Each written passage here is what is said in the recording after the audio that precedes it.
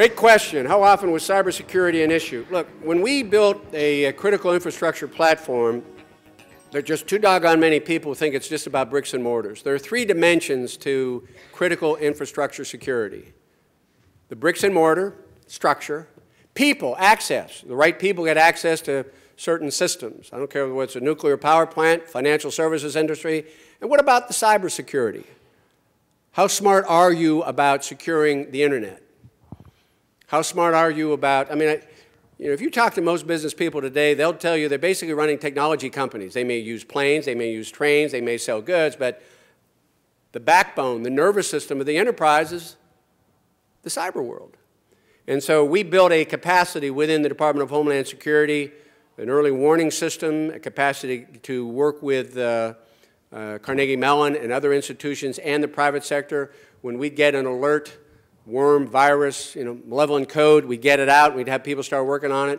But it's not something that the average citizen, or even in many enterprises, big enterprises, that the CFO views as a high priority. And I think the challenge for the future are to get more cybersecurity professionals in the mix. The other challenge is for the software manufacturers to think about the vulnerability before they put it on the market rather than selling you the patch after they put it there. That would be a big help.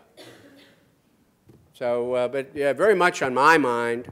And it's not just from terrorists. I mean, you talk to the Department of Justice, the criminal incursions.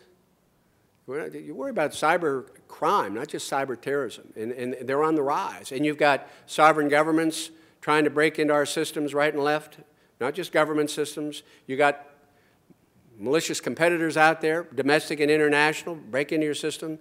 And obviously, we conjured up in the worst case scenario from time to time. If you had a catastrophic terrorist incident, and on top of that, a cyber failure that shut down systems that you'd need in order to respond to the incident, you know what kind of calamity that would bring on top of the horror that just from the explosion, whatever it was. So very much on the mind of the department. But it's got to be on the mind of everybody that sits in front of a terminal. And we do need to build, I'd